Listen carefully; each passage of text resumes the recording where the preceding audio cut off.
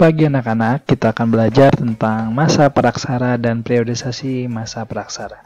Oke, sebelumnya harapan Bapak semua kalian sehat semua ya, tidak ada yang sakit dan semuanya bisa beraktivitas dan belajar dengan baik ya.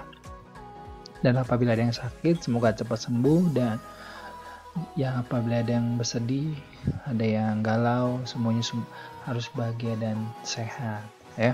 Baik, pada pagi hari ini anak-anak, kita akan belajar tentang masa praksara dan periodisasi masa praksara. Nah, pelajaran ini kenapa kembali lagi Bapak terangkan, karena Bapak rasa kalau pembelajaran kalian menggunakan tugas dan tugas, saya yakin pasti kalian tidak akan mengerti. Ini pun Bapak memberikan pembelajaran ini apabila kalian tidak mencermati dengan baik, kalian juga tidak akan mengerti. Sungguh sangat disayangkan karena ketika nanti COVID sudah berakhir, kalian di kelas 9 bakal akan ada pertanyaan dan pelajaran yang seperti ini. Nah, jadi pelajaran-pelajaran yang kiranya kalian perlu tingkatkan, kan harus tingkatkan dengan pelajaran seperti ini ya. Oke. Kita mulai saja anak-anak.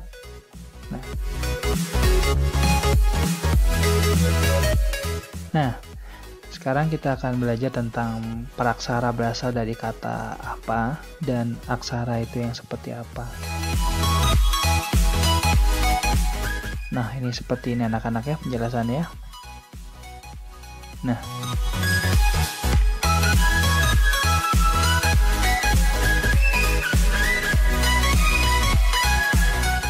Nah, seperti ini penjelasannya anak-anak.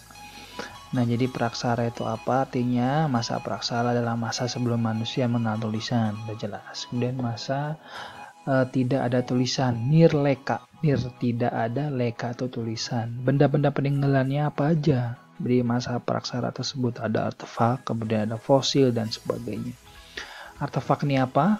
Artefak ini adalah suatu alat-alat yang digunakan untuk berburu, bercocok tanam, dan untuk meramu oleh manusia purba ya. Yang di sebelahnya ini ada fosil tengkorak ya. Ini tengkorak manusia yang Bapak kemarin sudah terangkan. Ada Meganthropus, ada Paleojavanicus, kemudian ada Homo sapien ya. Kemudian ada arti-artinya Meganthropus, Paleojavanicus apa, Pithecanthropus erectus itu apa. Nah, seperti itu. Nah, kemudian kita lanjut aja. Dan nanti juga anak-anak Bapak akan memberikan soal. Soal itu ada jawabannya di sini dan juga ada di buku. Referensi kalian perbanyak saja, tidak apa-apa. Dan kuisnya juga, soalnya juga masih open book ya, tidak close book. Kemudian yang kedua ya. Berikut ini adalah merupakan periodisasi masa praaksara ya. Adalah apa saja? Nah, di sini bisa ada gambarnya ya, 3 juta tahun yang lalu. Kemudian periodisasinya apa saja, geologis, arkeologis, perkembangan kehidupan manusia. Ini bisa kalian baca secara seksama saja, tidak perlu baca satu persatu. Kemudian yang ketiga, ini adalah berikut ini yang termasuk zaman pada masa periodisasi ya. Geologis itu ada apa aja? Nah, secara geologis itu zaman Arkaikum, zaman Paleozoikum, Mesozoikum. Nah, bisa kalian baca sendiri ya. Dan kalau tidak ada yang mengerti, bisa kalian lihat di Google, referensi buku dan sebagainya. Nah, ini penjelasannya.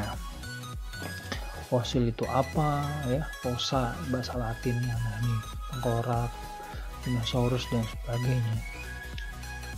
Nah, yang kelima ini adalah adanya binatang anak-anak. Dinosaurus tahu ya semuanya ya. Nah, besar ya, dinosaurus berada di zaman apa aja. Nah, ini zaman-zaman yang Bapak masuk tadi, Arkaikum, kemudian Paleozoikum, Mesozoikum, dan Neozoikum. Nah, bisa kalian baca sendiri juga. Selanjutnya yang keenam adalah masa Neozoikum. Ya, terbagi menjadi berapa? Ini perlu kalian ketahui, ada bagi menjadi dua zaman, antara lain apa saja. Nah, ini ya, Mesozoikum atau Kenozoikum ya. 60 juta tahun yang lalu. Bisa kalian baca sendiri juga. Kemudian nama lain zaman Mesolitikum ya, yaitu apa? Nah, bisa kalian lihat ya.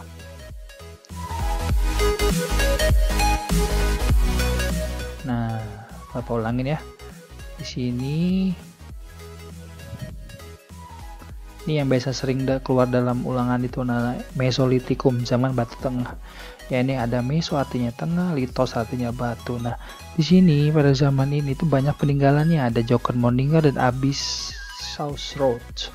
Jokermondingar sampah kerang dapur, kemudian Abyssosroth itu gua. Ya, gua itu menyerupai kayak gua yang gelap ya, yang ada di yang ada di gunung sebagainya. Tempat dulu tuh tempat tinggal manusia purba ya. Nah, di sini ada penjelasannya anak-anak, apa sih yang dimaksud dengan Jokermondingar ya. Kemudian apa sih yang dimaksud dengan Abyssosroth dan sebagainya. Nah, ini zaman batu.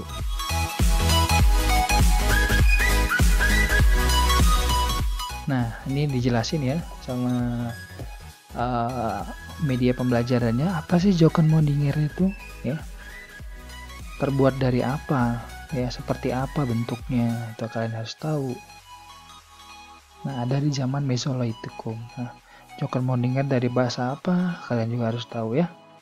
Nah, ini yang Bapak maksud tadi ya. Nah, ini Bapak maksud tadi. Maaf, terlalu cepat.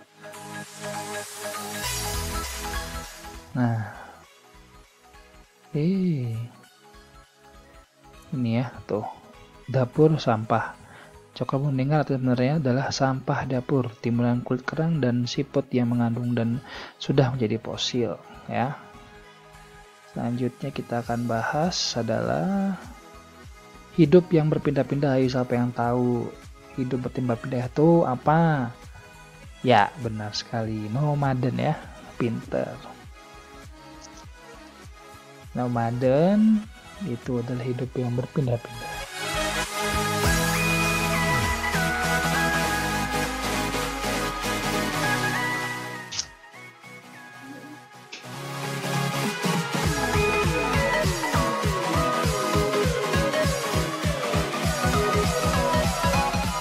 Nah, ini Paleolitikum ya.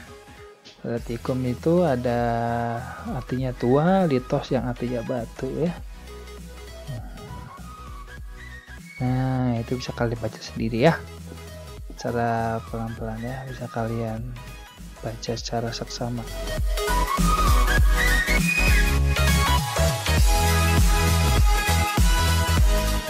Nah, gambar tersebut menunjukkan alat yang terdapat di zaman Neolitikum.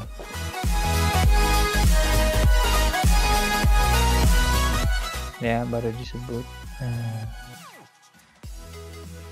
Ini penjelasannya, bisa kalian baca.